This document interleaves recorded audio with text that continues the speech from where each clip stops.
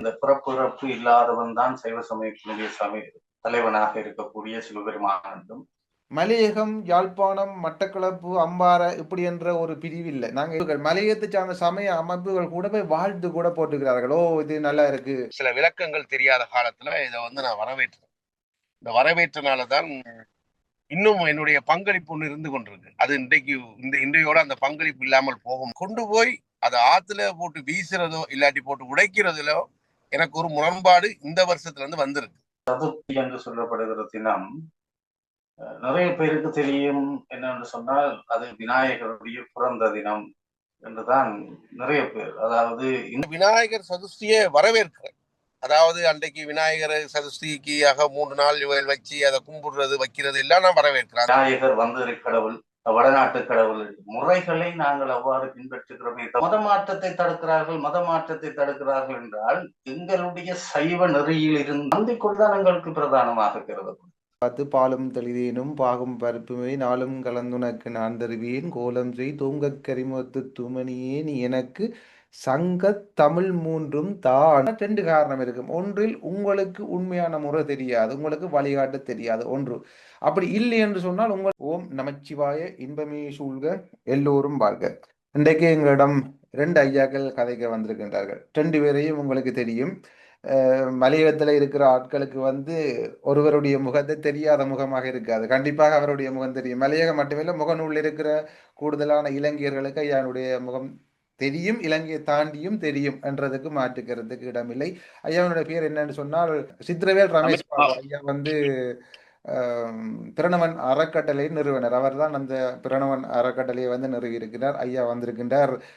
மலையகம் தொடர்பான சில விடயங்களை கலந்து நாங்கள் பேச வேண்டிய ஒரு தேவை இருக்கின்றது. அதுக்கு அமைவாக ஒரு விரைவாக திடீரென எடுத்த முடிவுக்கு அமைவாகத்தான் இந்த ஒரு கூட்டு உரையாடல். அதிலே அடுத்ததாக சிவாசாரியார் அகோர சிவம் உமையரசு ஐயாவும் வந்திருக்கின்றார். அவருடைய முகத்தை பெரும்பாலானவர்களுக்கு தெரிந்திருக்கும். அவற்றை முகம் என்னுடைய காணொலி மூலமும் அடிக்கடி நீங்கள் பார்த்திருப்பீர்கள்.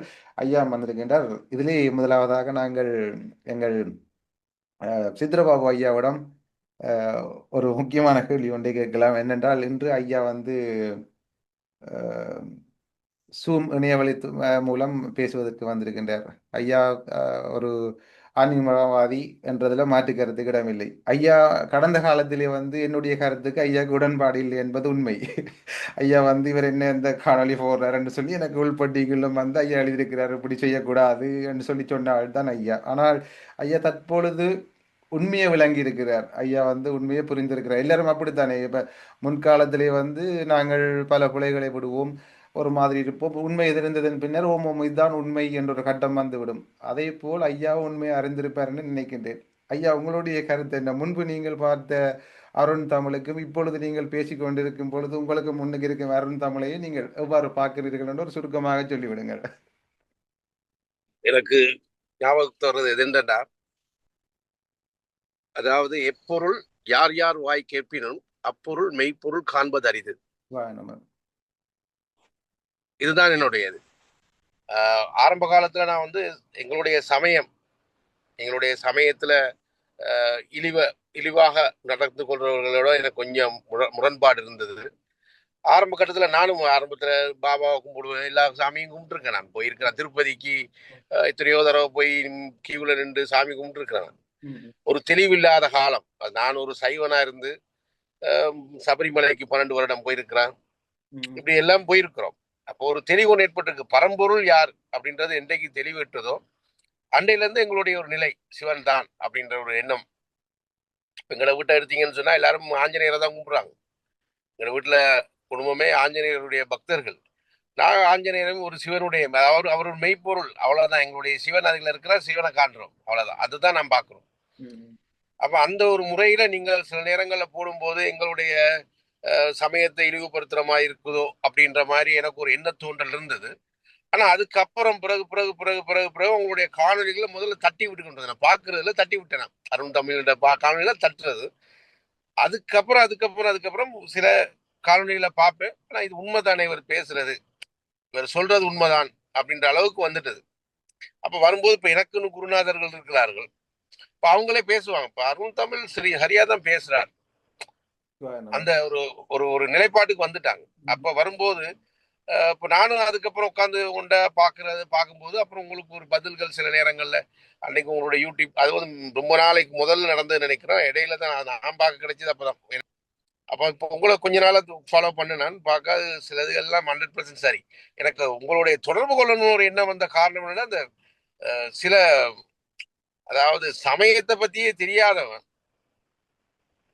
அவங்களோட நீங்க கதைக்கும் போது சில நேரங்கள் எனக்கு கோபம் வரும். என்னடா இப்ப சமயத்தை இவன் சரியா வழி நடத்துறதும் இல்ல, இவன் செய்யறதும் இல்ல, ஒன்றும் இல்ல. அப்ப இவரோட ஏன் கேள்வி கேட்கிறார் இவரோட ஒருக்கா வந்து நம்மளும் ஒருக்கா கதைச்சு சில விஷயங்களை விழிப்புணர்வுகளை கொண்டு வரணும்ன்ற ஒரு எண்ணம் வந்தது. அதோட தான் உங்களுடைய தொடர்புகள்ன்றதுக்காண்டி உங்களுக்கு என்னுடைய வாட்ஸ்அப் நம்பர் அனுப்பி விட்டேன்னா நீங்க சில பேருக்கு நம்பர்கள் கொடுக்கறதுல நினைக்கிறேன். தைரியமா எனக்கு அடுத்திருக்கேன். நான் என்னுடைய இதுல வந்து ஒரு காட்டி கொடுப்பு எப்படி இருக்காது.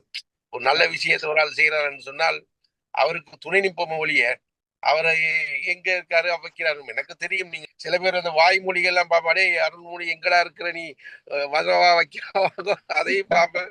பார்த்து ஒரு சிரிப்பு என்னடா இவங்க லூசு பேர் மாதிரி.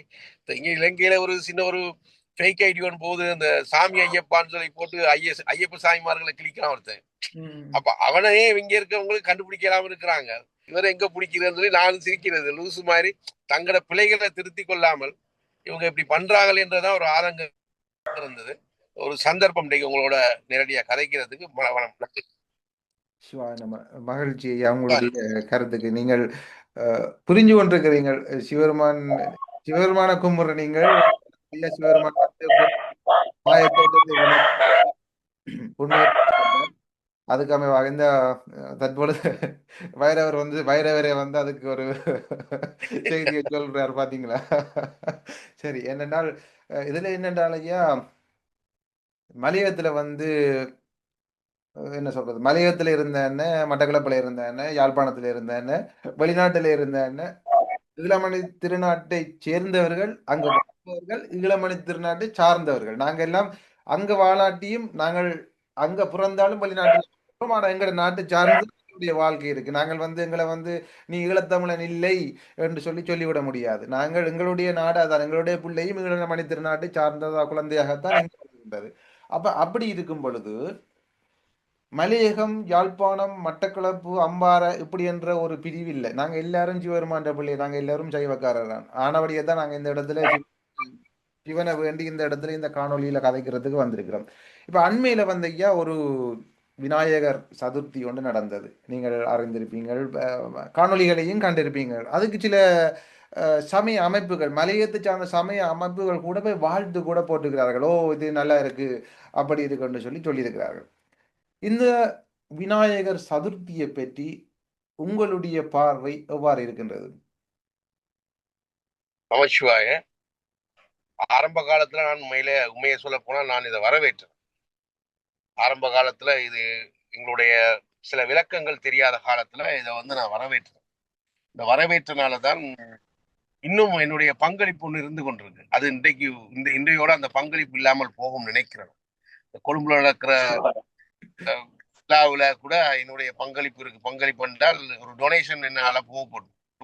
கோட் பண்ணி கதைப்பாங்க எங்களுடைய இளைஞர்கள். அப்ப அவங்களுக்கு ஏதோ இளைஞர்கள் வேற வழியில போயிடக்கூடாதே, இதை ஒரு வழியா செய்யறாங்களோ, ஒரு இந்த விநாயகர் சதுர்த்தியை ஒரு 4 நாளா கொண்டாடுறாங்களே என்ற ஒரு இதுல அவைகளுக்கு நான் உதவி செய்யறேன். இதை இதை சொல்றதுனால சில நேரங்கள் எங்களுடைய இளைஞர்களும் பார்ப்பாங்க, அண்ணன் எங்களுக்கு உதவி செஞ்சுட்டு இங்கிட்டு இப்படியும் பேசியிருக்கிறாரேன்னு சொல்லி சில நேரம் சொல்லவும் கூடும். அதை பத்தி கவலை இல்லை. உண்மையான விஷயங்களை வெளியில கொண்டு வரதுக்கு தயங்க வேண்டிய அவசியம் இருக்காது. நான் இந்த விநாயகர் சதுர்த்தியை வரவேற்கிறேன். அதாவது அன்றைக்கு விநாயகர் சதுர்த்திக்காக 3 நாள் வச்சு அதை கும்பிடுறது வைக்கிறது எல்லாம் நான் வரவேற்கிறேன். அந்த 4 நாள் இலங்கையை பொறுத்த 4 நாள், கொழும்பை பொறுத்த 4 நாள் கொண்டாடுறாங்க, விநாயகர் செய்யறாங்க. ஆனால் அதை கொண்டு போய் அதை ஆத்துல போட்டு வீசுறதோ இல்லாட்டி போட்டு உடைக்கிறதுலோ எனக்கு ஒரு முரண்பாடு இந்த வருஷத்துல இருந்து வந்திருக்கு. என்னுடைய கருத்தின்படி வந்து ஒரு ஒரு விநாயகரை உருவாக்கி போட்டு நாங்க சாதாரணமாகவே இன்றைக்கு பார்த்துருப்போம். ஒரு வீட்டுல இருக்கிற ஒரு உருவப்படம் உடைஞ்சிட்டாலே அந்த உருவப்படம் உடைஞ்சிடுதுன்னு சொல்லி ரொம்ப கவலைப்படுறோம். நாங்க சாதாரணமா வச்சிருக்க ஒரு சாமி படம் உடைஞ்சிட்டு கீழே விழுந்துட்டாலே அதை ஒரு அபசகனமா நினைக்கிறேன். நாங்க ஏன் இந்த ஒரு சிலையை செய்து வடிவமைத்து இதெல்லாம் செஞ்சு அதை கொண்டு போய் ஆத்துலயோ கடல்லையோ வீசணும் அப்படின்னு ஒரு எண்ண தோன்றல் கிட்டத்துல எனக்கு ஒரு நான் இந்தியாவில் இருக்கும்போது என்னுடைய அன்பர் ஒருத்தர் எனக்கு கால் பண்ணி கேட்டார், இதுல நீங்க உடன்பாடான்னு சொல்லி கேட்டார். அவருடைய பேர் சொல்ல விருப்பமில்லை. இந்த விஷயத்துல நீங்க உடன்பாடா, இதுக்கு நீங்க ஒத்துழைப்பு அழைக்கிறீங்களா அப்படின்னு கேட்டார். அப்ப நான் சொன்னேன், ஆமையா, அவர்கிட்ட உண்மையை தான் சொன்னேன். இந்த மாதிரி இலங்கையில 11வது, அதாவது 11 வருடங்களுக்கு முன்னாடி ஆரம்பிக்கும் போது இந்த விழாவுக்கு இந்த விநாயகரை செய்யறதுக்காக உரிய இடங்களுக்கெல்லாம் நான் போயிருக்கிறேன். அப்ப அதுக்கப்புறம் நான் அந்த விழாவுக்கெல்லாம் போகல. என்னன்னு சொன்னா அதுல இருந்த சில பேர், அந்த விஸ்வ இந்து பரிஷத் அப்படி இப்படி ஒரு சில அமைப்புகள், அதுல இருந்த நண்பர்கள், அரசியல் இதெல்லாம் நோக்கங்கள். எனக்கு வந்து இந்த ஆன்மீகத்துல அரசியல் பூத்துறது எனக்கு விருப்பம் இல்லை. எந்த ஒரு காலகட்டத்திலையும் எந்த ஒரு அரசாங்கம் வந்தாலும் எனக்கு அதை பத்தியும் பிரச்சனை இல்லை. நான் அந்தந்த அரசாங்கருக்கு எங்களுக்கு சேவை செய்யதான். அதனால வந்து அவைகளுக்கு நாங்கள் பயப்பட வேண்டிய அவசியம் இல்லை. எங்களுக்கு அந்த அரசாங்கம் இருக்கிற காலத்துல எங்களுக்கு அது உதவி தேவையா இருந்தா அந்த அரசாங்கத்துல போய் உதவி கேட்கலாம், அது பிரச்சனை இல்லை. அப்ப இந்த அரசியல் எனக்கு அதுல பிடிக்காதனால அதுல இருந்து கொஞ்சம் விலகி வந்துட்டேன். அப்ப அந்த அன்பர் காய்க்கும் போது அவருக்கு அதை தான் சொன்னேன், ஐயா இந்த மாதிரி தான் நடந்தது. அப்ப அவர் சொன்னார், இது சமயத்துல உண்டா அப்படின்னு ஒரு கேள்வி கேட்டார். எங்களுடைய சமயத்துல உண்டா அப்படின்னு பதில் கேட்டார். ஐயா எனக்கு தெரியல ஐயா அப்படின்னு. இல்ல, விநாயகர் சதுர்த்தி இருக்குது, இது வடநாட்டுல இருந்து தானே இப்ப வந்து கொண்டு வந்து இந்த மாதிரி கரைக்கிற வேலையெல்லாம் செய்யறாங்க. நான் இந்தியாவில் வந்து படிச்சது திருநெல்வேலி. ஆனா அந்த காலத்துல திருநெல்வேலியில எல்லாம் இப்படி விநாயகர் சதுர்த்தி எல்லாம் ஒரு நாள் கொண்டு போய் கடல்ல போட்டதோ இல்லையோ, ஆத்துலயோ குளத்திலேயோ வீசினதை நான் பார்த்தது இல்லை. நான் வளர்ந்தது முழுக்க பிராமணர் குலத்துல இருக்கிற தெருவுல தான் இருந்தேன். அந்த தெருவிலேயே அவையில் வந்து செய்ய மாட்டாங்க. அந்த மஞ்சள் விநாயகர் ஒரு ஆளை மஞ்சளால செய்யக்கூடிய விநாயகரை வேணா கொண்டு போய் ஆத்துல கரப்பினம் ஒழியே, மற்றபடி இப்படி விநாயகரை செய்து அப்படி செய்துதான் நான் பார்த்தது இல்லை. அப்ப அதுல என்ன சொல்ல வேண்டியதுன்னா, இப்ப இதான் அது ஒரு பிள்ளைன்னு நினைக்கிறேன். இப்ப ஒரு காலத்துல சரின்னு தோண்டியது இப்ப எனக்கு பிள்ளையா தோணுது, இப்ப பிள்ளைன்னு நினைக்கிறேன், அவ்வளவுதான். சிவாய நம. இப்ப வந்து நாங்கள் எங்களோட உமையரசு ஐயா, ஐயா நீங்கள் இதை பற்றி உங்களுடைய கருத்து, அதாவது இந்த விநாயகர் சதுர்த்தி வந்து எவ்வாறு செய்ய வேண்டும் இந்த விநாயகர் சதுர்த்தியை, அதை விட இந்த விநாயகர் சதுர்த்தியை வந்து இப்படி கரைச்சி இப்படி செய்கிறது வந்து அது எங்களுடைய பாரம்பரியமான ஒரு முறையா, அதாவது மஞ்சள்ல செய்து இப்படி வழிபடணும்னு சொல்லி ஐயா சொல்லியிருக்கிறார். அப்படித்தான் கூடுதலான ஆட்கள் இப்பொழுதும் செய்து கொண்டு இருக்கிறார்கள். அப்படி இருக்கும் சூழல்ல வந்து இதை சிலையை செய்து கொண்டு அடிச்சு உடைச்சு இப்படி எல்லாம் போடுறது வந்து அது ஒரு சரியாகுமா? சிவாயநாம, அனைவருக்கும் வணக்கம். முதலிலே விநாயகர் வழிபாட்டிலே இந்த சதுர்த்தி என்று சொல்லப்படுகிற தினம் நிறைய பேருக்கு தெரியும். என்னென்று சொன்னால் அது விநாயகருடைய பிறந்த தினம் என்றுதான் நிறைய பேர், அதாவது இந்து சமயத்தவர் என்று நம்பப்படுகிறவர்கள் எல்லோரும் பொதுவாக இருக்கிற ஒரு கருத்தியல். சைவ சமயத்திலே இறைவன் பிறப்பு இல்லாதவன் என்றுடையது முதன்மையான கோட்பாடு. எனவே எல்லோருக்கும் நான் மீண்டும் மீண்டும் சொல்வது, இந்த பிறப்பு இல்லாதவன் தான் சைவ சமயத்தினுடைய தலைவனாக இருக்கக்கூடிய சிவபெருமான் என்றும், சிவபெருமானுடைய வீரர்களை கொள்ளுகின்ற கருணையினாலே அவர் ஒவ்வொரு வடிவங்களை தாங்கி ஒவ்வொரு வடிவங்களிலே வந்து எங்களுக்கு அருள் செய்கிறார். அதுபோலத்தான் நாங்கள் பெருங்காது பெருமன் என்று போற்றப்படுகிற விநாயக பெருமான் சிவபெருமானுடைய ஓங்கார சிவமாக இருக்கக்கூடிய தான் விநாயகர். நாங்கள் சம்பந்தருடைய தேவாரத்திலே பார்த்திருப்போம், புடியதன் நிருபுமை கொள்ளமிக்கு கரியது வடிகொழுதனதடி வழிபடும் அவரிடர் கடிகன பதிவர அருளினன் மிகுபடை வடிவின பயில்வழி பலமுறை இறையன். எனவே ஆஞ்சாகவும் பொஞ்சானையாகவும் சிவபெருமானும் மாதவியாரும் தோன்றி தன்னை வழிபடுகின்ற அடியவர்களுடைய இடரை களைவதற்காக விநாயக பெருமானை தோற்றுவித்தருளினார்கள் என்பதுதான் எங்களுக்கு செந்தமிழ் வைத்தமாகிய திருமுறை சொல்லித்தரும். எனவே விநாயகர் சதுர்த்தி, அதாவது சதுர்த்தி, பிரதோஷம், திருவாதிரை, உத்தரம் அப்படியான முக்கியமான விரத நாட்கள். இப்ப திருவாதிரை என்பது சிவபெருமான் பிறந்த தினம் அல்ல, சிவபெருமானுக்கு உகந்த தினம். அதே போல சதுர்த்தி விநாயகர் பிறந்த தினமாக, விநாயகருக்கு உகந்த தினமாக நாங்கள் விரதமாக அனுஷ்டிக்கிறோம்.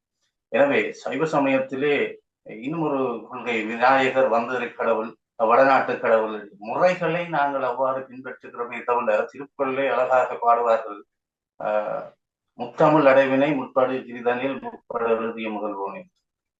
முத்தமிழிலேயே தமிழை எழுதியவர் விநாயகர் என்று அழகாக சொல்வார். எனவே முருகனை போல விநாயகரும் தமிழ் கடவுள் தான். தமிழும் சிவமும் வேறு என்று சொல்வது முடியாது எப்படியோ அதுபோல சிவத்தில் வடிவமாக கருதப்படுகிற விநாயகரும் தமிழ் கடவுள் தான். எனவே சைவ சமயத்திலே இவ்வாறான வழிபாட்டு முறைகளை புகுத்தி அதை மக்களை திசை திருப்புற எல்லோரும் எடுத்த அடுப்பிலே சொல்வார்கள் அது மத மாற்றத்தை தடுக்கிறார்கள். இது ஒரு மத மாற்றம் தான். எதிரி எவ்வளவு மோசமானவனோ அதை விட மிக மோசமானவன் துரோகி. எனவே இந்த கருத்து பல பேருக்கு புரிவது. இப்ப எல்லோரும் இந்த மத மாற்றத்தை தடுக்கிறார்கள் மத மாற்றத்தை தடுக்கிறார்கள் என்றால் எங்களுடைய சைவ நெறியில் இருந்து எவன் தடம் மாறி போகிறானோ அதுவும் மதமாற்றம் தான். அது புரிவதில்லை பலருக்கு. அவர்கள் மதமாற்றத்தை தடுக்கிறார். சைவ நெறியிலிருந்து பிறந்து போதாலே அது மதமாற்றம் தான். அதே போல மிக முக்கியமாக நான் அந்த காணொலியை நீங்கள் இந்த காணொலியோடு சேர்த்தால் மக்களுக்கு புரியும் என்று நினைக்கிறேன். புகைப்படங்களையும் காணொலிகளையும். கண்டிப்பா அந்த மலையகத்தில் நடைபெற்ற நிகழ்வானது நாங்கள் பார்த்தோம். மிக கவலையாக இருந்தது. இந்த விநாயகர் ஊர்வலத்திலே எங்களுடைய சைவ கொடியான நந்தி கொடி கூட நிராகரிக்கப்பட்டது. காவி கொடிகள் பகிர்ந்தன. எனவே ஒரு சமயத்தினுடைய பாரம்பரியத்தை ஒரு வழக்கத்தை அதை தர்மபடியாக போற்றக்கூடிய நந்தி கொடியை புறக்கணித்து ஒரு சமய நிகழ்வு நிகழ்மானால் அதுவும் சிவவிரோதம் தான். சிவவிரோதத்துவத்தை நிராகரிக்கிற விஷயம்தான். காவி கொடிக்கும் சைவ சமயத்துக்கும் என்ன சம்பந்தம்? சைவ சமயத்தவர்கள் தான். சிவபூமி இலங்கை. இலங்கையிலே எங்கே சமய நிகழ்வு நடந்தாலும் சிவாகமப்படி நிகழ்வாக இருந்தாலும் சரி, பொதுவான நிகழ்வுகளாக இருந்தாலும் சரி, நந்தி கொடி தான் எங்களுக்கு பிரதானமாக கருதப்படும். நந்தி கொடியை தவிர்த்து நீங்கள் எந்த விழாவை செய்தாலும் தர்ம விடை இல்லாத தர்மம் இல்லாத எந்த நிகழ்வும் சித்திக்காது. அது போல தர்ம விடை என்று கருதப்படுகிற நந்தியம்பெருமானுடைய கொடி இல்லை என்று சொன்னால் அது அந்த நிகழ்வுக்கு அது என்ன காரணத்துக்காக அது காவி கொடியாக அது சமயத்தை அரசியலாக்க பார்க்கிறார்கள். அது அப்படியான கேள்விகள் வருகிறது. இந்த மக்களை இப்போது ஒரு சமய அறிவு ஆழ்ந்த அறிவு உள்ளவனுக்கு பொதுவாக அந்த புரிந்து கொள்கிற தன்மை இருக்கு. பொது செய்வராக கருதப்படுகிற பொது பாமரர்களுக்கு இவ்வாறான நிகழ்வுகள் நடைபெறுகிற பொழுது அதை சமய நிகழ்வாகத்தான் அவர்கள் கருதி அதில் ஈடுபடுகிறார்களே தவிர இவ்வாறான தெளிவுகள் இருக்குமாக இருந்தால் நிச்சயமாக அந்த மக்கள் அதற்கு ஆதரவு வழங்க மாட்டார். என்னுடைய அபிப்பிராயம். எனவே சைவ சமயத்தினுடைய அடிப்படை கொள்கைகளை தெரியாமல் இவ்வாறான ஐயா சொன்னது போல ஒரு எங்களுடைய வீட்டிலே இருக்கக்கூடிய ஒரு சுவாமி படம் ஒரு கண்ணாடி உடைந்தால் கூட எவ்வளவு வேதனைப்படுகிறோம். அதை அருகில் உள்ள ஏதாவது ஒரு பெரிய மரங்கள்லயோ ஆலமரங்கள்லயோ அல்லது கடல்லையோ கொண்டே விடுகின்ற பொழுது அதை கவனமாக பத்திரப்படுத்தி ஒரு பையிலே போட்டு கட்டி கொண்டே இப்படி நாங்கள் ஆறுகளிலேயோ நீர்நிலைகளிலேயோ போட்டு விட்டு வருகிறோம். அதுவும் சேதமடைந்த சுவாமி படங்கள். இது 4 நாட்களாக வைத்திருந்து நாங்கள் பூஜை செய்த ஒரு திருவுருவத்தை மிகப்பெரிய திருவுருவத்தை கொண்டு போய் ஒரு நீர்நிலைகளில் இட்டு அது சிதைந்து கரைகளில் ஒதுங்கி நான் இன்னொரு காணொலி என்னை பார்த்து நான் உங்களுக்கு அனுப்பி விடுகிறேன் பாருங்கள். நீர்நிலைகளே கரையிலே ஒதுங்கி போய் இருக்கின்றன அவ்வளவு விநாயகர் சிலை. நாங்கள் இந்த ஊதுபத்தி கற்பூர பட்டிகளிலே கூடி இந்த திருவுருவ படங்களை சுவாமி சிலை படங்களை பார்த்தால் அதை கூட நாங்கள் அதை கண்டித்திருக்கிறோம் என்றால் அப்படி அச்சிட்டு வெளியிடுவதால் அது கை காலிலே ரோடு வழியே இருந்து அது கால்கள் முடிபடுகிற பொழுது அது சுவாமியை அவதரிப்பது போல இருக்கிறதுன்னு சொல்லி கவலைப்படும். ஆனால் இவ்வாறு நீர்நிலைகளை கொண்டு சென்று நீர்நிலைகளையும் மாசுபடுத்தி சமயத்தையும் கேவலப்படுத்தி ஒரு சமய அடிப்படை புரிதல் இல்லாமல் வழிபாட்டை திசை திருப்பதன் நோக்கம் வேறொரு கலாச்சாரத்தை எங்களுடைய பண்பாட்டை சைவமும் தமிழும் வேறில்லை சிவமும் தமிழும் வேறில்லை என்று போதிக்கின்ற சமய நிகழ்வுகளை நாங்கள் பின்பற்றுகின்ற பொழுது இவ்வாறான நிகழ்வுகள் மிக கவலை அளிக்கிறது. நாங்கள் பார்த்ததோறும் எனக்கு மிக மனவருத்தம். நான் இதை எங்கேயாவது பதிவு செய்ய வேண்டும் என்று காத்திருந்தேன். எனக்கு நேரம் வேலைப்பழு இப்பொழுது அது திருவருள் கைகூட்டி தந்திருக்கிறது. உங்களோடு கிடைத்தது. கட்டாயமாக மக்களுக்கு ஒரு புரிதல் இருக்க வேண்டும், தெளிவு இருக்க வேண்டும். சிவா நம்ம நீங்கள் தெளிவான முறையில் சொல்லியிருந்தீங்க. ஒரு பாடலோட்டை பாடி பிள்ளையாரும் வந்து தமிழால் எழுதின வேறு எப்படி என்று சொல்லியிருந்த நீங்கள் அது மக்களுக்கும் அதாவது பிள்ளையார் தமிழ் கடவுள் இல்லை என்று சொல்லுபவர்களுக்கும் தெளிவான முறையிலே விளங்கி இருக்கும் என்று நினைக்கிறேன். இதில் என்னுடைய கருத்தொன்றையும் சிறிதாக சேர்த்து வரேன் என்றால், ஔவையார் வந்து நாங்கள் தெய்வ புலவர் என்று சொல்லி ஔவையை போற்றுவோம். ஔவையார் வந்து பிள்ளையாரை பார்த்து பாலும் தெளிதேனும் பாகும் பருப்புமே நாளும் கலந்துனக்கு நான் தருவேன் கோலம் செய் தூங்கக் கரிமுகத்து தூமணியே நீ எனக்கு சங்கத் தமிழ் மூன்றும் தா என்று சொல்லி கேட்கிறார். இப்போ நாங்கள் வந்து ஒரு தமிழ்நாட்டு தான் நாங்கள் தமிழை கேட்க முடியும். தண்ணி வச்சுக்கிறோன்னு நாங்கள் தண்ணியை தாப்பான்னு கேட்க முடியும். இல்லை அப்படித்தானே? அப்போ இப்போ நீங்கள் வாழ்கிற நாட்டில் நாங்கள் வாழ்கிற நாட்டில் எந்த நாட்டில் வாழ்ந்தாலும் ஒருதன் அந்த பொருளை வச்சுக்கிறவன்கிட்ட தான் நாங்கள் இதை தாப்பான்னு சொல்லி கேட்க முடியும். இல்லாத ஒரு ஆள்கிட்ட போய் நீ இதைத்தான் ஒரு வடக்கில் இருக்கிற ஒரு ஆள்கிட்ட போய் நீ தமிழைத்தான்னு சொல்லி கேட்க முடியாது. ஏனெண்டா அவர் அப்படின்னா அவர் தமிழில் வந்து சிறந்திரத்துக்கு இருக்கணும். அப்போ ஆனபடியாக இந்த கேள்விக்கான தெளிவு, இந்த இந்த குழப்பத்துக்கான தெளிவு வந்து இந்த பாடல்கள் ஒரு எடுத்துக்காட்டாக இருக்கும். இதை விட ஆழமாக பார்த்தோம்னா மென்மேலும் இருக்கும். ஆனால் இதை பற்றி குழம்ப வேண்டிய தேவையில்லைன்னு நினைக்கிறேன். சிறந்த முறையில் நீங்க இந்த சொல்லுங்க ஐயா, சொல்லுங்க. இது முக்கியமான ஒரு சித்தாந்தத்திலே மிக முக்கியமான ஒரு கருத்து. நீங்கள் சொன்ன விடயம் உள்ளதில் இருந்துதான் உள்ளது தோன்றும் என்றது சைவ சித்தாந்த கருத்து. அதை நீங்கள் சொல்கிற விடயம் மிக வெகுவாக பொருந்தி போகிறது. உள்ளதிலிருந்து உள்ளது தோன்றும். விநாயக பெருமானிடத்திலே முத்தமிழும் இருக்கிறால் அதை தாழ்ந்து அப்படியாக இருக்கிறார். கண்டிப்பா சிவா. நம்ம என்னென்றால் உண்மையிலேயே இது ஒரு தெளிவுக்காக நீங்கள் இப்போ இந்த நேரத்தில் இப்போ இங்கே பார்த்தீங்கன்னு சொன்னால், இப்போ நான் வாழ்ற நாட்டில் இருந்து பார்த்தாலே இப்போ எனக்கு இங்கே 7-8 மணி தாண்டி விட்டது.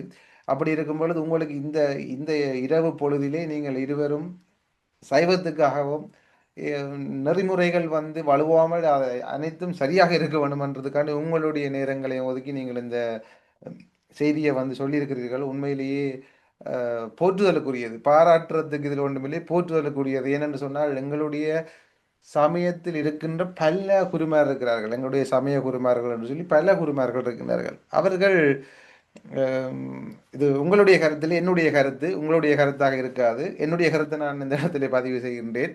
ஆனபடியால் யாராவது இந்த கருத்தை பற்றி ஏதாவது என்றால் நீங்கள் என்னத்தான் அந்த கருத்துக்கு பொறுப்பானவன் நான். அவர்களை வந்து நீங்கள் ஒன்றும் சொல்லிவிடக்கூடாது. என்னென்றால் நீங்கள் அங்கு குடமுழுக்கு செய்கின்றேன், அங்கு அது செய்கின்றேன், இது செய்கின்றேன், அது இது அவர் கோயிலுக்கு போட்டார், இவர் இது செய்துட்டார் என்று சொல்லி இதுகள் எல்லாத்தையும் முகநூலிலேயும் குமுகாய வலைத்தளங்களையும் பதிவு செய்கின்ற நீங்கள் இவ்வாறான விடயங்களை நீங்கள் பதியாமல் இருப்பது ஏன் என்பது வந்து உண்மையிலேயே அது உள்ள குமுறலாகத்தான் இருக்கின்றது. உண்மையிலேயே ஒரு சமய குரு ஒரு இடத்திலே பிழை நடக்கும் பொழுது, இது பிழையான வழிபாடு என்றும் பொழுது அதனை கண்டிப்பாக சொல்லி காட்டித்தான் சொல்லி அதை திருத்தத்தான் வேணும். அதை நாங்கள் சொன்னால் மற்றவன் பழிப்பான் என்று சொன்னால் அப்போ நாங்கள் என்னத்தைத்தான் வழிபாடு செய்கிறது? நாங்கள் பொய்மைக்கு பின்னுக்கு போகிறதா? இல்லை, உண்மையை வந்து நீங்கள் அறத்தின்பால் ஒழுவர் அந்தணர்கள்.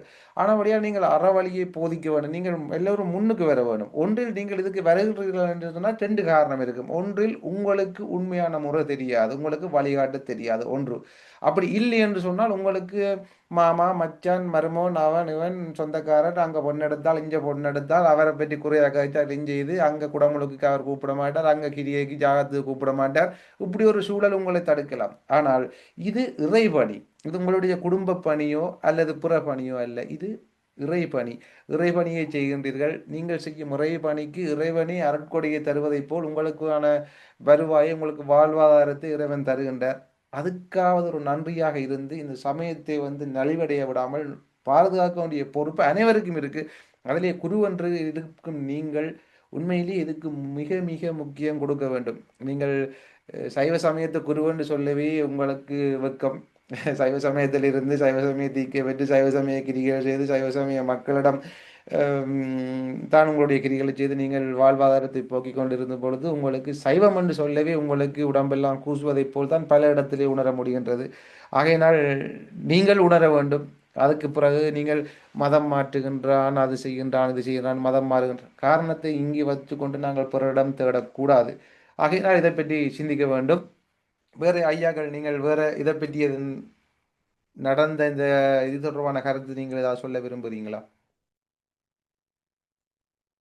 நான் இன்னொருவருடைய முகநூல் பதிவிலே என்னுடைய கருத்தை தெரிவித்திருந்தேன். என்னுடைய இது மிக ஒரு மோசமான செயல் என்று சொல்லி மலையத்தை சேர்ந்தவர் அவர் பதிவிட்டிருந்தால் இந்த மலையத்திலே பெரிய ஒரு எழுச்சி சமயத்தினுடைய எழுச்சி என்று பதிவிட்டிருந்தார். இது எழுச்சி கிடையாது அன்பானவர்களே, தயவு செய்து இது வீழ்ச்சி. இதை வீழ்ச்சி நாங்கள் என்றைக்கு உணரப் போகிறோம் என்று சொன்னால், சமயத்தினுடைய அடிப்படை தத்துவங்கள் எல்லாம் எங்களுடைய அடுத்த சந்ததிக்கு எவ்வாறு மெல்ல மெல்ல மெல்ல திரிவுபடுத்தப்பட்டு கடத்தப்படுகிறதோ, அதுவும் நிச்சயமாக சமயத்தினுடைய அழிவாகத்தான் நீங்கள் பார்க்க வேண்டும். மெல்ல மெல்ல உங்களுடைய அடிப்படை தத்துவங்கள், இப்போது எங்களுடைய ஒரு ஒரு ஒரு குடும்பத்தினுடைய பெருமை அல்லது எங்களுடைய தமிழினுடைய பெருமையை பார்க்கும் போது, அதை மெல்ல மெல்ல வேறு ஒரு கலாச்சாரத்தோடு வேறு ஒரு பண்பாட்டோடு அதை மெல்ல மெல்ல தீவுபடுத்தி கொண்டு போனால் அதை தமிழினுடைய எழுச்சியாக ஒரு காலம் பார்க்கக்கூடாது. அது தமிழினுடைய வீழ்ச்சி. அது உங்களுடைய சொல்வார்கள் மெல்ல மெல்ல சாவடிக்கிற விஷம் போல அதை நாங்கள் எழுச்சியாக ஒருபோதுங்கிறது. எனவே ஆழ்ந்து சிந்திக்க வேண்டும், சமயத்துடைய தத்துவங்களை புரிந்து கொள்ள வேண்டும், இறைவன் எப்படிப்பட்டவன் என்று தெரிய வேண்டும், இறை வழிபாடுகள் இவ்வாறு ஏற்கப்பட்டதா, இவர்களுடைய இந்த முறைமை எந்த புராணங்களிலே, எந்த ஆகமங்களிலே, எந்த திருமுறைகளிலே இவ்வாறான முறைகள் கொல்லப்பட்டிருக்கின்றன, இவ்வாறு தரப்பட்டிருக்கிறது. எதை, அதாவது ஐயா முதல் சொன்னது போல பொருள் யாருக்கு பின்னும் பொருள் இப்போது காண்பது அறிவது என்று சொல்வது போல சுய அறிவிலேயே நாங்கள் சிந்தித்து பார்க்க வேண்டும். இதற்கு என்ன பிரமாணம் இருக்கிறது, ஆகமங்களிலே சொல்லப்பட்டிருக்கிறதா அல்லது எண்ணத்திலே சொல்லப்பட்டிருக்கிறது, இது எங்களுடைய பண்பாடா, எங்களுடைய கலாச்சாரம், ஒன்றில் சைவ சமய மரபாக இருக்க வேண்டும் அல்லது தமிழ் மரபாக இருக்க வேண்டும். தமிழும் சைவமும் தாண்டி சிவபூமியிலே இலங்கையிலே சைவர்களுக்கு என்று ஒரு விழா என்னை பொறுத்தவரை தேவை. அதுவும் சிவ விரோதமாக நந்திக்கொடியை புறக்கணித்து இவ்வாறான ஒரு செயற்பாடுகளை ஒருபோதும் நான் எழுச்சியாக கருத மாட்டேன். இது எனக்கு எந்த ஒரு எதிர்ப்பாகவோ எந்த ஒரு பிரதியீடாகவோ இது நிகழுமாக இருந்தாலும் நான் எந்த இடத்திலும் நான் உறுதியாக சொல்லுவேன், இது சமயத்தினுடைய வீழ்ச்சி வீழ்ச்சி வீழ்ச்சி. சிவாயனம என்னென்றால் ஐயா, முதலாவது சமயத்தை பற்றி நாங்கள் சமயத்தில் இருக்கிற நன்மைகளை, சமயத்துக்கு நன்மைகளை நாங்கள் கூறும் பொழுது அதை ஒரு பிழையா பார்க்கிறதே உண்மையிலே அது எங்களுக்கு ஒரு பிழை. ஒரு ஆள் அதை பிழையா பார்க்கிறார், அதுக்கு ஒரு எதிர்ப்பு வருகின்றார் என்று சொன்னால் அவர் பொய்மையின் பக்கம் போகின்றார்னு தான் உண்மையிலேயே பொருள்.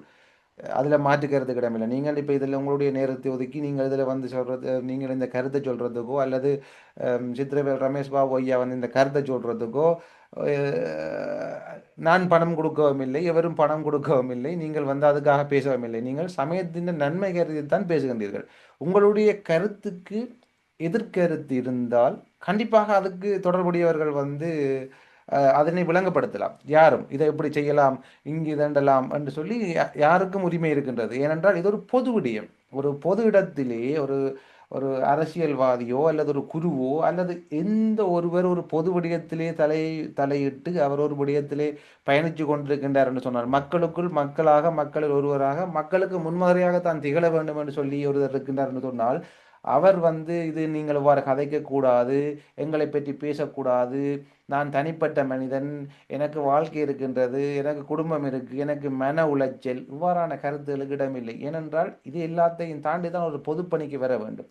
பொதுப்பணியில் இருப்பவர் இதுகள் எல்லாத்தையும் ஒரு குற்றங்குறையால் இது கவலை அப்படி இப்படின்லாம் சொல்லி கொண்டு இருக்கிறது அந்த இடத்துக்கே பிழை. ஆகையினால் உங்களுக்கு எது நடக்காது. ஏனென்றால் நீங்கள் சொல்ற கருத்துல நீங்கள் தெளிவாக இருங்கள். நீங்கள் யாருக்கு, நீங்கள் சமயத்துக்கு சார்பான கருத்தை தான் நீங்கள் குறிப்பிட்டிருக்கின்றீர்கள், தெளிவான முறையிலே விளங்கப்படுத்தி இருக்கின்றீர்கள்.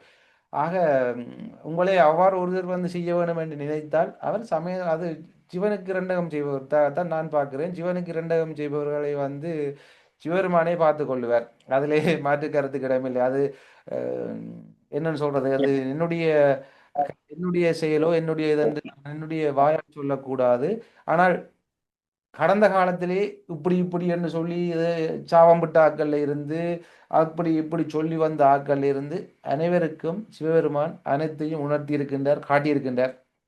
அதை கடந்து வந்த பாதைகளை பார்த்து கொண்டிருப்பவர்களுக்கு அது புரியும் என்று நினைக்கின்றேன். நான் இதில் பெருமைக்காக சொல்லவில்லை, என்னுடைய திறனோ என்னுடையதோ இல்லை, அது சிவபெருமான் அருள், அவருடைய அருள். அவர்தான் இந்த இடத்திலே எங்களையும் பேச வைக்கின்றார், உங்களையும் இந்த இருவரையும் இந்த இடத்தில் கூட்டிக் கொண்டு வந்தவர் சிவபெருமானை தவிர வேறு ஒருவரும் இல்லை. இந்த இடத்திலே ஒன்றை குறிப்பிடுகின்றேன். முன்பு நான் எழுதி கொண்டிருந்தவன் 2000 19க்கு இல்லை 18க்கு முன் நான் எழுதி கொண்டிருந்தவன், எழுத்து மட்டும்தான். அது 2018க்கு முதல் எழுதுவதற்கு காரணமும் அதுவும் எனக்கு தேவையற்ற வேலைன்னு இருக்கலாம். நான் 2009ஆம் ஆண்டு போய் ஒரு குறிப்பிட்ட காலம் நான் தமிழ்நாட்டில் வாழ வேண்டிய ஒரு சூழல் இருந்தது. அந்த சூழல்ல வந்து சில பட்டறிவுகளை பெற்றிருந்தேன். அதன் அடிப்படையில் எழுத வலிக்கிட்டேன், சமயத்தை பற்றி எழுத வலிக்கிட்டேன். அதுக்கு பிறகு 2018க்கு பிறகு வந்து என்ன கதைக்கு வச்சு விட்டார் சிவபெருமான். என்ன கதைக்கிறதுக்கு நான் ஒரு குரு மூலம் என்னை வந்து எனக்கு தட்டி எழுப்பி கதை என்று என்னை கதைக்க வச்சு விட்டார். அது என்னுடையது என்று சொல்லி எதுவும் இல்லை. எல்லாம் அவர்தான். நான் இந்த உடம்பே அவர்தான். எல்லாமே அவர்தான். அவர்தான் என்னை இயக்குகிறார். அவர்தான் உங்களையும் இயக்குகிறார். அவர்தான் எல்லாரையும் இயக்குகிறார். ஆக அவருக்கு எதிராக நாங்கள் நடக்க மாட்டோம். சிவாய நம. சிறந்த முறையிலே ஐயாக்கள் இருவரும் வந்து தங்களுடைய கருத்தை, எதிர்ப்பை தெரிவித்திருந்தார்கள். அதாவது மலையகத்திலே புதிய ஒரு முறை இவ்வளவு காலமும் இல்லாமல் நாங்கள் பார்த்து மன வருத்தப்பட்டு கொண்டிருந்த ஒரு விடயத்தை, அதாவது நீங்கள் தமிழ்நாட்டில் எல்லாம் வந்து அது வட இந்தியாவிலிருந்து அப்படியே பரவி பரவி வந்து கொண்டிருக்கிறது. இதுகளை பார்த்து தான் பிள்ளையார் வந்து வட இந்தியாவிலிருந்து வந்தவர் என்ற ஒரு முடிவுக்கு வந்து எங்களுடைய மக்கள் வாரன்னு சொன்னால் அதுக்கும் மாற்றுக்கிறதுக்கு இடமில்லை. இந்த வழிமுறைகள், இந்த நெறிமுறைகளை பின்பற்றுவதால் தான் எங்களுடைய நெறிமுறையை மங்க வச்சு, ஓ இது வந்து அங்கிருந்து வந்திருக்கும் என்ற ஒரு கட்டத்துக்கு கொண்டு வந்து விட்டிருக்கின்றது. நான் பல காணொளிகளை பார்த்துருக்கின்றேன். இதிலேயும் சில காணொளிகளை நீங்கள் பார்த்து கொண்டிருந்திருப்பீர்கள். ஏனென்றால் ஒரு விநாயகர் சிலையை கொண்டு போய் தண்ணிக்க போட்டு ஒருத்தன் அடிக்கிறான், உடைக்கிறான், கட்டையால் அடிக்கிறான், கொண்டு போய் இந்த பெரிய பெரிய பொறியியலால், அதாவது இந்த ஜேசிபி போன்றதால கொண்டு போய் அடிக்கிறாங்க, உடைக்கிறாங்க. இதெல்லாம் என்ன காரணத்துக்காக? எந்த ஒரு வழிபாடு செய்யக்கும் அந்த வழிபாட்டில் ஒரு பொருள் இருக்க வேண்டும்.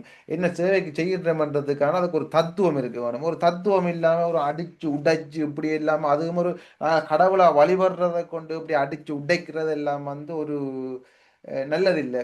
ஆனபடியால் நான் நினைக்கின்றேன், இந்த மதியத்தை சார்ந்து இந்த வேலையை செய்த இன்று இன்று அந்த இப்போ அண்மையில் நடந்த இந்த விநாயகர் சதுர்த்தியிலே இந்த வேலையை செய்தவர்கள் அடுத்த முறையிலே தாங்கள் செய்தது பிழை என்பதை உணர்ந்து எங்களுடைய சைவ சமயத்தின் கொடியாகிய நந்தி கொடியையும் பயன்படுத்தி காவி கொடி என்று சொல்ற ஒரு குழப்பம், அதாவது இந்து சமயம் என்று சொல்லி ஒன்றை கொண்டு வந்து அது ஒரு பெரிய ஒரு குழப்பமாக இருக்கின்றது. ஈழத்தைச் சேர்ந்தவர்கள் நாங்கள் அனைவரும் நாங்கள் சைவ சமயத்தைச் சேர்ந்தவர்கள், நாங்கள் சைவர்கள், எங்களுடைய பரம்பரை வேறு எவரும் இல்லை, சிவபெருமான் தான் எங்களுடைய தலைவர்.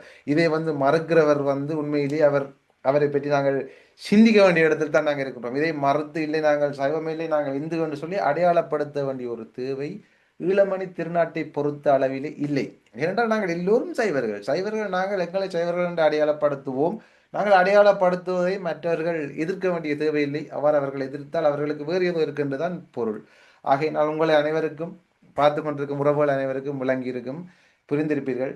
இவ்வாறான பிழைகளை பிறவரும் வந்து விட்டுவிடக்கூடாது. எங்களுடைய நெறிமுறைகள், எங்களுடைய வழிமுறைகள் அவ்வாறே பாதுகாக்கப்பட வேண்டும். அவ்வாறே அந்த பூசை முறைகள், எங்களுடைய செயல்முறைகள் அவ்வாறே இருக்க வேண்டும். இவ்வாறான புதியதை கொண்டு வந்து புகுத்தி இருப்பதை கெடுத்து விடும் சூழலை உருவாக்கக்கூடாது. உருவாக்குவர்களையும் வந்து நாங்கள் விட்டுவிடக்கூடாது. ஆகையினால் ஒன்றை சொல்லுவார், ஒரு களை ஒன்று வருது, அந்த களை வந்து களை என்று தெரிந்தால் அது முளையிலேயே பிடுங்கி விட வேணும். பிடுங்கினால் அது எங்களுக்கு ஒரு தீங்கை வந்து விளைவிக்காது. ஆகையினால் இவ்வாறு தீங்கு தரும் விடயங்களை நாங்கள் தொடக்கத்திலேயே நாங்கள் அதனை தடுத்து விட்டால் எங்களுடையதாகவே சிறப்பான முறையிலே இருக்கும் என்பது உண்மையின் உண்மை. இதை பற்றி நாங்கள் மேலும் பேசுவதற்கு ஒன்றுமில்லை. மீண்டும் அடுத்த ஒரு சிறந்த காணொளியிலே சந்திக்கலாம் என்று இருக்கின்றேன். அதாவது என்னென்றால், மலையத்தில் இருக்கும் சைவ சமயம் தொடர்பானவர்களுடன் ஒரு கூட்டு கலந்துரையாடல் ஒன்று செய்யலாம் என்று இருக்கின்றேன். பல பல அமைப்புகளாக பிரிந்து போயிருக்கின்றார்கள், சிதறப்பட்டிருக்கின்றார்கள். அனைவரும் ஒன்றாக வேண்டும். அனைவரும் சேர்ந்து கலந்து இதுக்கு ஒரு தீர்வை கொண்டு வந்து மலையகத்தில் இருக்கும் சைவ தமிழர்கள் அனைவரும் ஒற்றுமையாக, சிவபெருமான் தான் இங்கு பெரியவர், இங்கு நான் பெரியவன் நீ பெரியவன் சொல்லி வாழ்வது வந்து தேவையில்லை. சிவபெருமான் தான் பெரியவன், எல்லாரையும் படைச்ச சிவபெருமான் தான். இங்க ஒருத்தரையும் வந்து வேறு ஒருத்தரையும் வந்து அங்க வேறு ஒருத்தரையும் செய்யலை. எல்லாரும் சிவபெருமான் படைச்சார்கள். சிவபெருமான் தான் படைச்சவர் என்ற உணராம நாங்கள் சைவ சமயத்தின் குரு என்று சொல்றதே ஒரு அடிப்படைக்கு முரணான ஒன்று. ஆகையினால் எல்லாரும் புரிந்து கொள்வீர்கள் என நம்புகின்றேன், மலையகத்தைச் சேர்ந்த என்னுடைய உறவுகள். ஆகையினால் வருங்காலத்திலே நாங்கள் அது தொடர்பாக ஒரு காணொலி ஒன்றினை, சிறந்த காணொலி ஒன்றினை நாங்கள் கூட்டு கலந்துரையாடலாக செய்வோம். மலையகத்தான் தொடர்பானதானே. ஆகையினால் மலையகத்து மக்கள் இல்லை, மலையகம், யாழ்ப்பாணம், மட்டக்களப்பு, அம்பாறை, ஈழமணி திருநாட்டில் வாழ்பவர்கள், ஈழமணி திருநாட்டை சேர்ந்தவர்கள் அனைவருக்கும் சைவ சமயத்தை வளர்க்க வேண்டும், சைவ சமயத்தின் மூலம் பயணிக்க வேண்டும் என்ற பங்கும் பக்குவமும் அனைத்தும் இருக்கின்றது, அனைத்தும் அங்குதான் இருக்கின்றது. ஆகையினால் நாங்கள் அனைவரும் ஒற்றுமையாக தமிழர்கள் சைவர்கள் என நாங்கள் பயணிப்போம். நாங்கள் ஒன்றில் தமிழர்கள் என்று சொல்லியும் நாங்கள் விட்டுக் கொடுக்க கூடாது, சைவர்கள் என்பதிலையும் நாங்கள் பிரிந்து நிற்கக்கூடாது. நாங்கள் அனைவரும் ஒற்றுமையாக இருக்க வேண்டும். இடத்தாலேயோ அங்கே இங்கே எந்த ஒரு பிரிவும் எங்களுக்கு இல்லை. நாங்கள் அனைவரும் சைவ சமயத்தவர். ஆகையினால் மீண்டும் இது தொடர்பாக பேசி நான் இந்த காணொலியை நீட்டவில்லை. பொய்யாயினை எல்லாம் போயகல வந்தருளி இன்பமே சூழ்க எல்லோரும் வாழ்க. ஓம் நமச்சிவாய. சிவாய். சிவாயனம்.